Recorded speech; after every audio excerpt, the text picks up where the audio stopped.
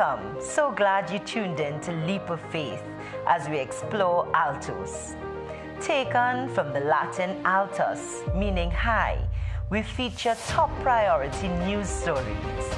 We join our editorial and digital teams at Camzel with trending stories from our local weekly Catholic newspaper, as well as Caribbean, Vatican, and global stories. Take the leap with us, hot off the press. Good evening, and welcome to another edition of ALTOS, a weekly Catholic news program produced in conjunction with Trinity TV. Here's a look at what's making the news tonight. Archbishop Emeritus Robert Rivas has been hospitalized in Ireland. The church marked another All Souls Day. We will tell you how it was commemorated. Students in Trinidad and Tobago are recognized at the St. Francis Canticle Creation Awards ceremony. And later, we speak with Archbishop Charles Jason Gordon on his experiences at the recently completed Synod on Synodality in Rome. And now for our top story. Archbishop Emeritus Robert Rivas was rushed to the University Hospital in Tralee, County Kerry, Ireland, earlier this week. According to the Dominican community of St. Fimbas, Archbishop Rivas fell ill while on holiday at the Dominican community's Holy Cross Priory in Tralee. He was transferred to the intensive care unit of the hospital. Our latest updates indicate that his condition has stabilized and he was responding to medication. The Archbishop was in Rome during October 16th to 26th, where he presented a copy of his book, The Face of a Listening Church, to the Pope during an audience with him. He was due to return to Trinidad on November 8th. We wish him a speedy recovery and we'll keep him in our prayers. Encouraging the elimination of single-use plastic was the focus of a 2023 season of Creation Challenge hosted by the Franciscan Institute for Personal and Family Development. The theme was, Let Justice and Peace Flow. Laura Pickford Gordon was at the St. Dominic's Pastoral Center in Diego Martin on Saturday, October 26th, when the local and regional winners were announced. Participants from Trinidad and Tobago, St. Lucia, and Grenada created artwork and projects to help raise awareness and encourage the elimination of single-use plastic. People of the Caribbean should not be daunted by the scale of the ecological crisis, Archbishop of Castries Gabriel Malzias said. Do not underestimate how far the little efforts you and many others are making, and how far it will go to make a change in the course of event, in changing the world around us. Head of the Franciscan Institute, Sister Julie Marie Peters, said all generations had to be involved. It is imperative that all, including the youngest generations, participate in all areas of integral ecology. This means conversion of us, adults particularly. The most outstanding primary school was St. Charles Tunapuna Girls RC. The most outstanding secondary school was St. Rose Modern Secondary School Grenada and Trinidad and Tobago's Corpus Christi College of Occupational Education and Training. I am Laura Pickford Gordon for Catholic News, ALTOS. Just as October is celebrated as the month of Mary, the Church dedicates the month of November as a special time to remember those who have fallen asleep in the hope of rising again. The Solemnity of All Saints and the Commemoration of All Souls was celebrated on November 1st and 2nd respectively. We have more on this annual celebration in this story.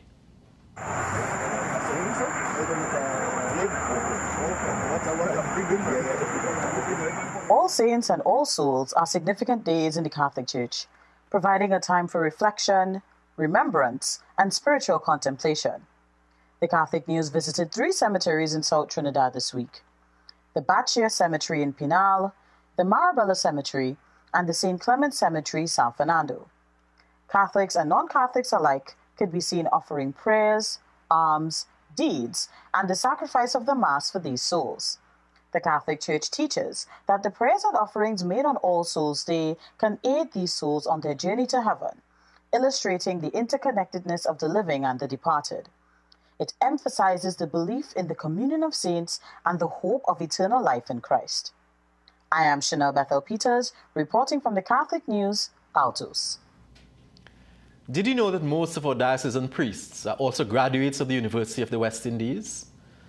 The Bachelor of Arts and Licentiate in Theology programs done at the seminary are taught via the Faculty of Humanities and Education at the University of the West Indies, St. Augustine.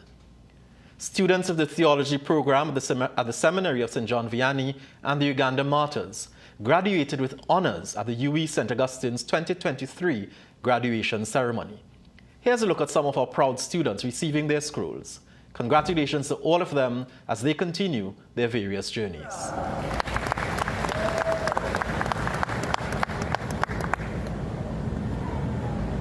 Andrea Pierre Saint-Hilaire. Yay!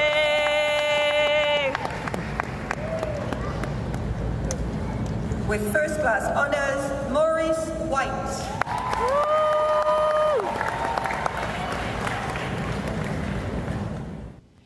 The seminary, which is celebrating its 80th anniversary this year, will be hosting a fundraising dinner later this month. More details are in our segment on coming events later in the program. You'll recall that 2 weeks ago when we interviewed the national president of the Society of St. Vincent de Paul, Nigel Phillip, he indicated that funding for the operations remains one of their major challenges. Word coming out of the Society's last annual general meeting is that this SVP will now consider selling some properties to clear its over $1 million debt. A proposal to that effect was tabled and accepted at the Society's AGM last Saturday at Mount St. Benedict. National President Nigel Phillip assured members, though, that properties given specifically for use by the Society would not be sold. So we're not going to sell our properties because it was left for this particular thing, but we will look to engage in discussion if there's a property that we can sell or get rid of to pay our debts. National Treasurer Raymond Brown said he fully agreed with the move to liquidate some of the assets, but made it clear that it could not be done unilaterally. We can't just liquidate and sell. So most of the property that we have, it is our property, but it is held by the Roman Catholic Archbishop. So any property that we decide to liquidate must be approved by the Archbishop. And we do apologize for the quality of the video, but we take this opportunity to encourage you to give generously in your next collection for the SVP. And as part of its rationalization, the Society of St. Vincent de Paul's Secretariat will move to new premises soon. The Society's head office on Duncan Street was closed on October 24th and relocated to Providence Access Road, Belmont, on the site opposite the St. Andrew's Home for the Aged. Father Peter Odwaka blessed the space on Monday, October 30th. National President Nigel Phillip explained to St. Vincent de Paul members at the AGM that the move became necessary as the Duncan Street building had structural issues which also impacted the health and safety of both staff and clients. Phillips said with a more comfortable space, the membership can get more involved in the administrative work of the Society. Many of us are looking forward to reaching the age of 60. But if you want to know how to make it to 60 years of married life, just ask Janet and Hugh Ramsey, who celebrates their diamond wedding anniversary on October 26th.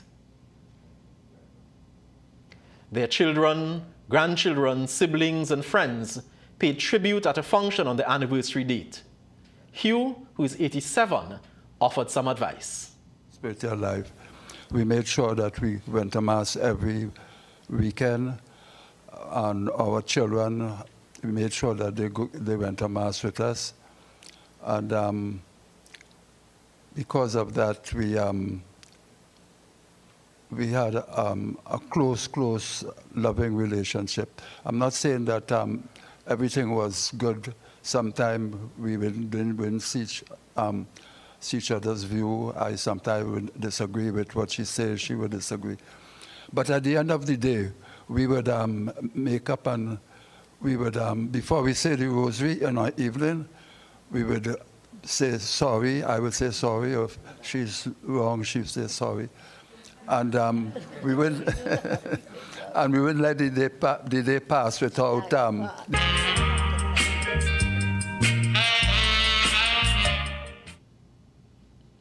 Congratulations to the Ramseys, who are parishioners at St. Francis of Assisi in Belmont.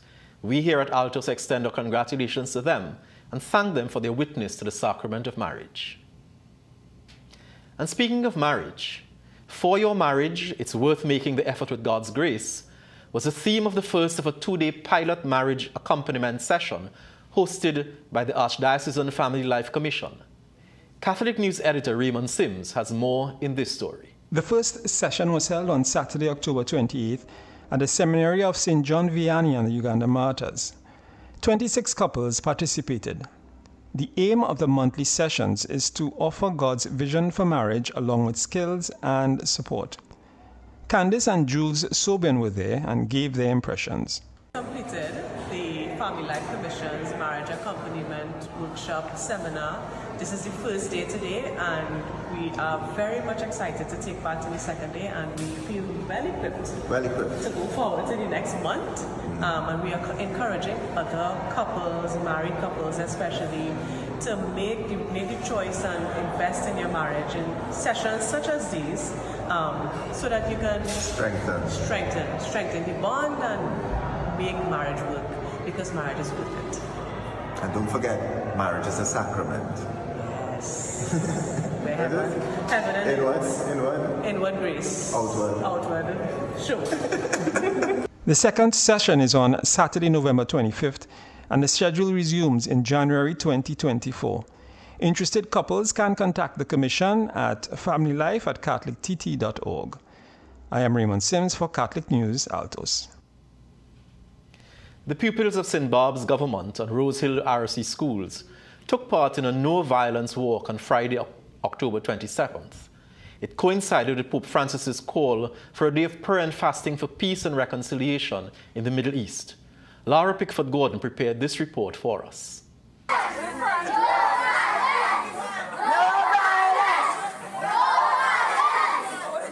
The Rose Hill children trekked 35 minutes uphill to Sogren Trace grounds, where they were joined by pupils of St. Barb's.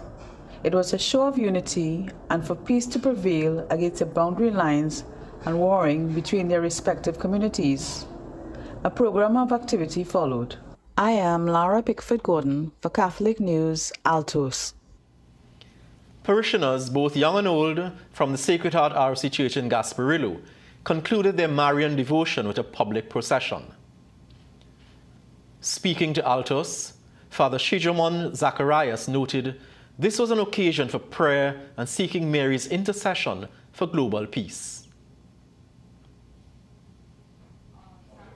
The war in Israel may stop, and the war in Ukraine may stop, and there will be peace in the world. Following the procession, faithful returned to the church for worship. It's time now to take a short break, and when we return, we speak with Archbishop Jason Gordon on the outcomes of the recently concluded Synod on Synodality held in Rome. But before we go, here's our trivia question. See if you can find out the answer.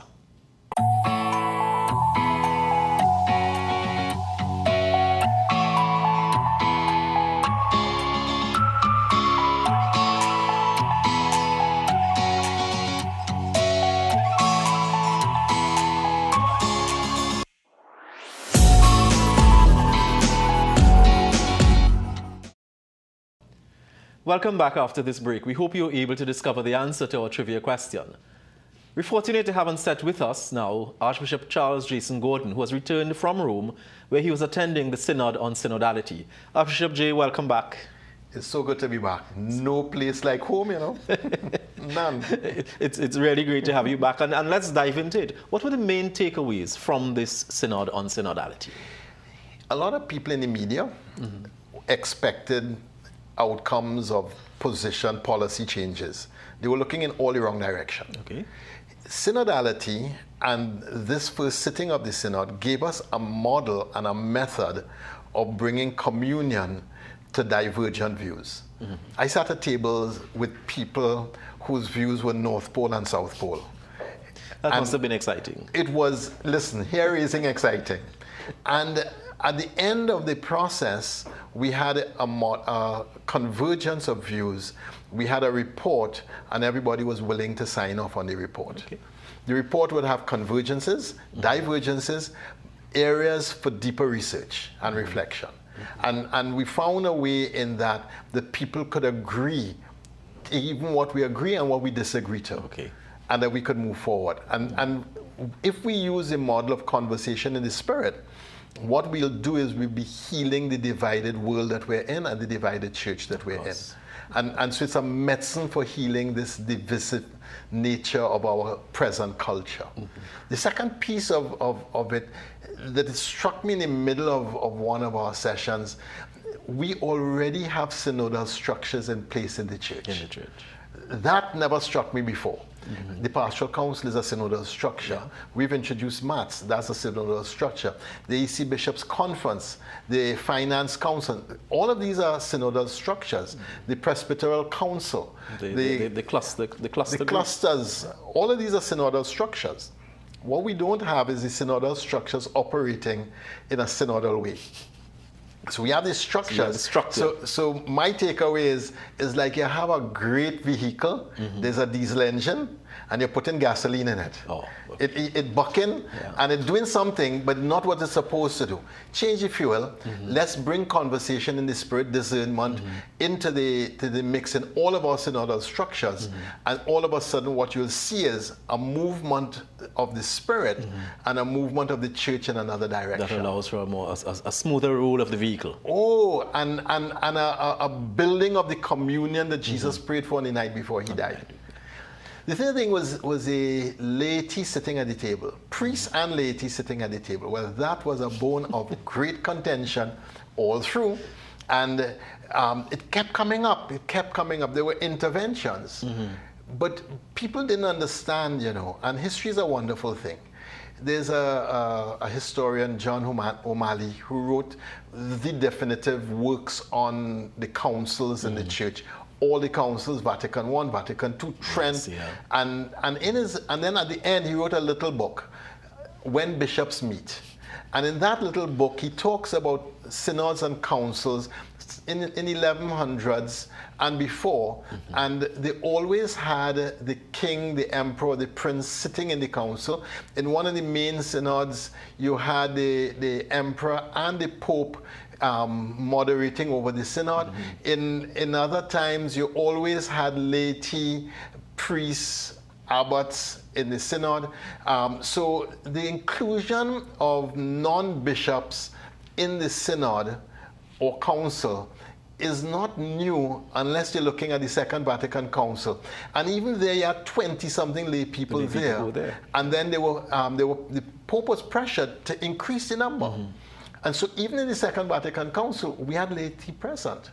So synods, laity, priests, bishops, in a synod of bishops is not a new concept. Cardinal Grech came out and gave a proper statement on it. And then the Holy Father came back and gave another statement on it. So you have statements now, and basically this is what the Holy Father asked for.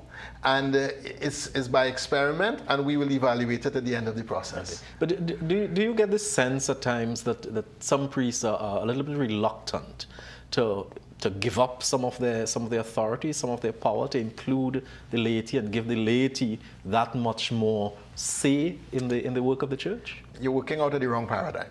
Okay. We all share one common baptism. Excellent. And through that common baptism, we are all anointed with holy chrism, prophet, priest, and king. We all have a share in the mission and ministry of the church. Great. The laity is not asking or begging for a place. They have been given a place, as everyone in the church, by their baptism. The priest or the bishop or the pope, by virtue of his baptism, that's his identity within the church. And if we think of an all-ministerial church, which was one of the topics on the synod, then you have to think of every person by virtue of their baptism being part of the ministry of the church. The role of the laity is to transform the world. And many times we've seen ministry only in terms of sanctuary. We have to start seeing ministry in a much wider way of the transformation of the world, and equip the laity for the transformation of the world. Some laity will be equipped for what we need in the church, around the sanctuary, and all the ministries inside of the church, but everyone has to be equipped for the transformation of the world. So it's not about any priest who feels that the laity taking my place. Two things are wrong. First, he doesn't understand baptism.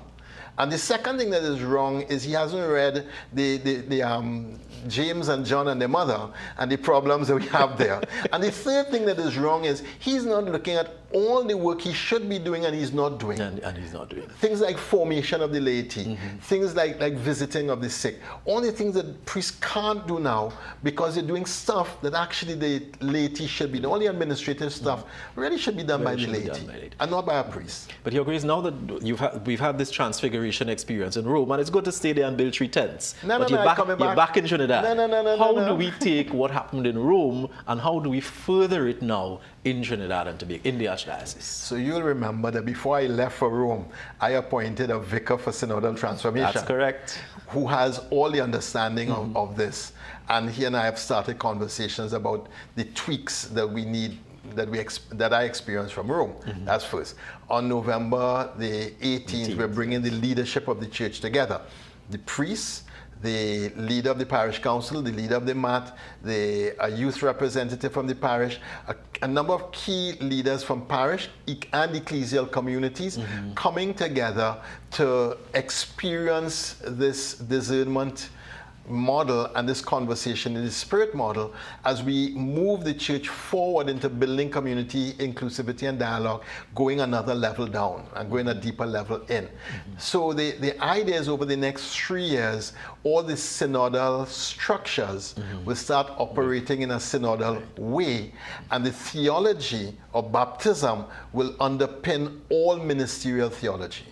Do you think then, so now that we'll have both the process, we'll have the structure, do you think that will impact on the declining numbers? We're down at 9% in terms of church attendance. Do you think this is going to be this will jumpstart, or this will be something that will allow people or encourage more persons to come back to church? Big question. So I've been following different blogs from Pentecostal and other church leaders. All are complaining after COVID, declining numbers dropped.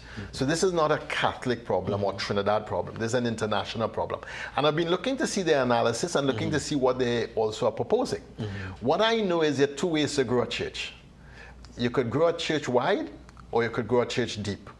The second thing I know is sometimes those in the pew really gave bad experience to those who left. And if you want to evangelize, first thing you have to do is you have to make your house welcoming. And so the growing of the church deep in the synodal process will bring a relational church into being. And that relational church, and if we see everyone as ministers, that relational church with an all-ministerial church should be able to then grow wider and wider as the foundations are set differently and set in more solid So rock. we become as deep as we are wide. That's my vision.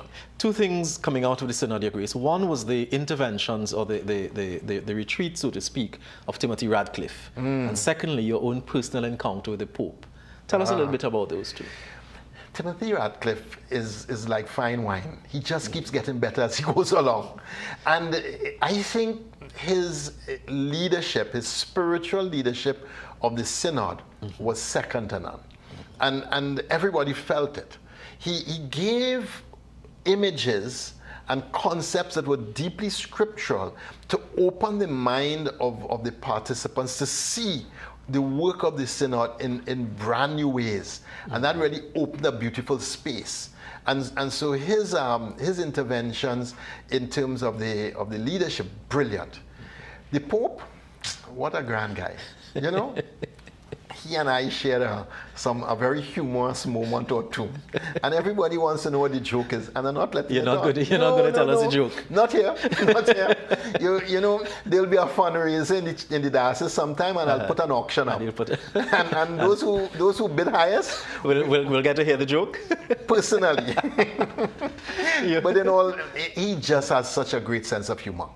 Your Grace, thanks very much. It's all the time we have now, unfortunately. But I know that we'll have you back from time to time as we delve deeper, as we look to grow the church deeper, so that we can have a more relational and a wider church, a church that is more inclusive. So thanks again for coming. Thanks a lot, Neil. God bless. God bless. Thanks. Okay. ALTOS, from the Latin altus, meaning high. Every Friday night we feature the top news items hot off the press.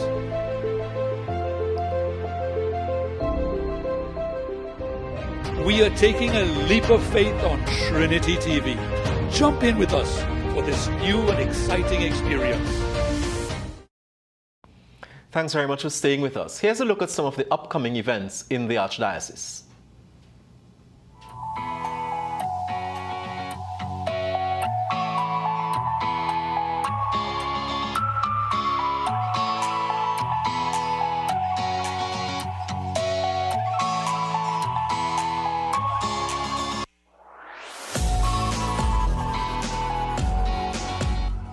Catholic News Associate Editor Simon De Lochan gives us an idea of what's coming in this week's edition of the Catholic News.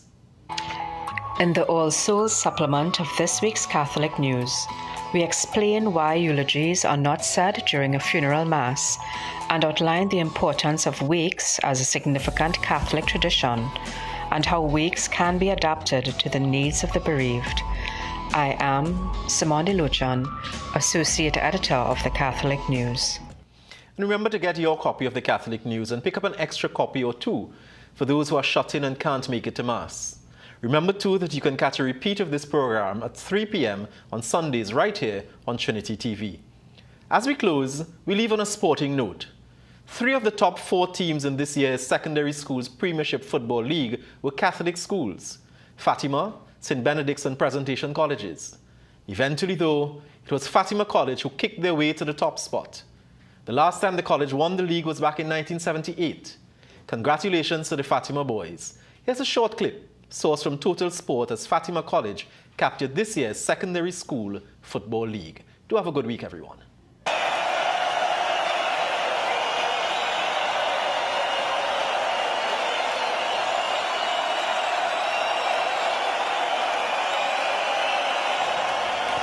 Absolute pandemonium here at Lewis Street in San Fernando. Naparima College, they led for most of the game actually, 1-0 until Michael Shaves equalized for Fatima College. Then it was Caden Trestrell who got the winner for Fatima College, making them win the league, ending that drought of 45 years waiting for the Premiership title. They have now won the Premiership title with 1 round to spare.